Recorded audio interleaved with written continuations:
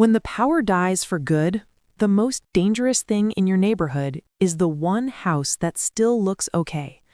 Lights on, curtains glowing, smell of hot food drifting into a dead street. That's not prepared. That's "please rob me" in 4K. So here's how to not get robbed, not freeze, and not make brain-meltingly stupid decisions when the power never comes back. You're not trying to be the strongest house on the block. You're trying to be the most forgettable. Let's set the scene. It's day 3 of the blackout.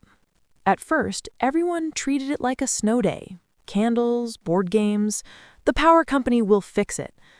Day 1 was jokes. Day 2 was complaints. Day 3 is when the fridge smell hits and people stop being funny. The street is quiet now. Not peaceful. That weird, unnatural quiet where you can hear your own heartbeat. No cars, no TV hiss, no streetlights. Just the occasional shout echoing too far, too loud. You're in an apartment or a house in the middle of this. You planned a little. You've got some food, some water, some blankets. Congratulations, you just became a target. So your first mission is simple. Stop looking like you're doing better than everyone else. Step 1, kill the glow. When the grid is down, light is a flare gun. A single candle in a blacked out neighborhood looks like a spotlight. So you do not put a bright LED in your front window like a "we're open" sign. You build a light-safe room. Pick the smallest room with the fewest windows. Interior rooms are gold. Cover windows from the inside.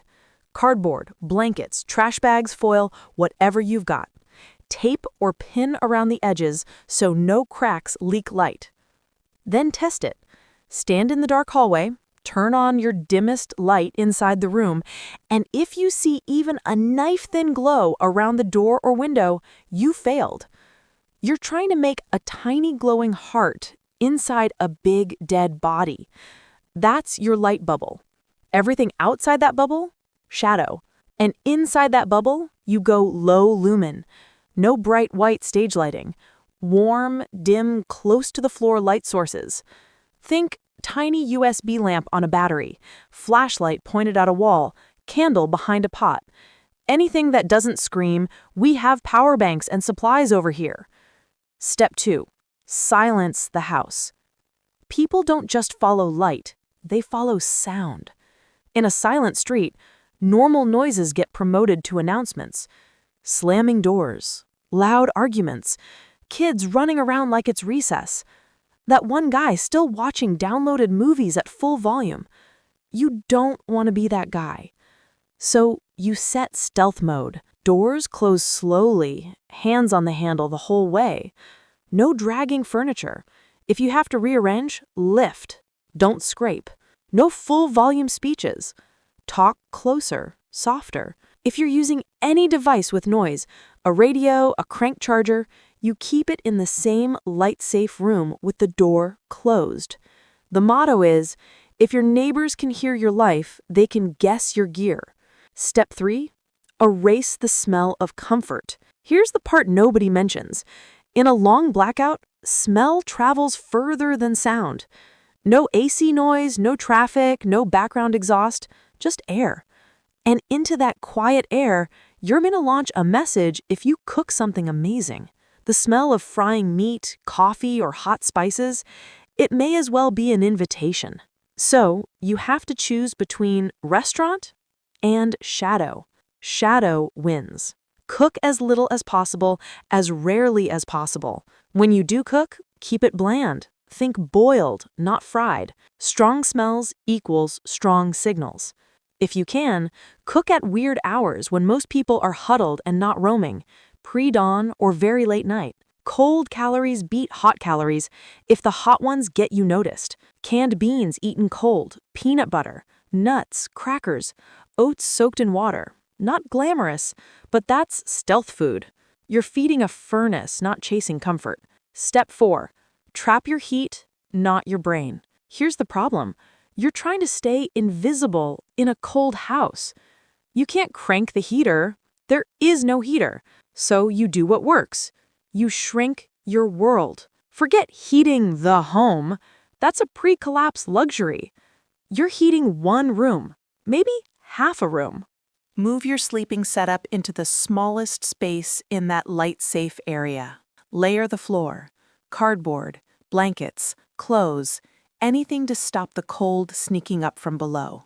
Floors steal more heat than walls. Stack soft stuff around the edges, couch cushions, duvets, even boxes of clothes. You're building a heat corral, not a Pinterest board. Then you use the only reliable heater left: bodies. If you're with other people, one shared sleeping area, not separate little nests. Everyone layered, socks on, hats on, breath all in the same bubble. If you're alone, you make your own microclimate. Build a nest inside the nest, sleeping bag or blankets formed into a cocoon inside that insulated corner. Any spare clothing or soft trash, bags stuffed with crumpled paper, for example, gets jammed around you as a windbreak. You're not trying to be comfortable. You're trying to raise the air around your face from knife to unpleasant but survivable. Step 5, don't let panic drive. This is where stupid comes in. A lot of people think disasters turn everyone into screaming animals. Reality is nastier. Most people freeze, then make one terrible decision way too late. You fight that with pre-decisions. You decide a few things right now while your brain still works. We do not open the door to strangers after dark, ever. We do not show anyone all of our supplies. We do not go out alone at night, even if we hear shouting or see light. Write those rules down, literally. Tape them to the wall. Because later, when you're hungry, scared, tired, and your emotional brain is screaming, just go outside and see what that noise was, that tiny piece of paper is going to be the only rational adult in the room. You also build a boring routine on purpose. Morning, quick room check, water check, simple movement to warm up.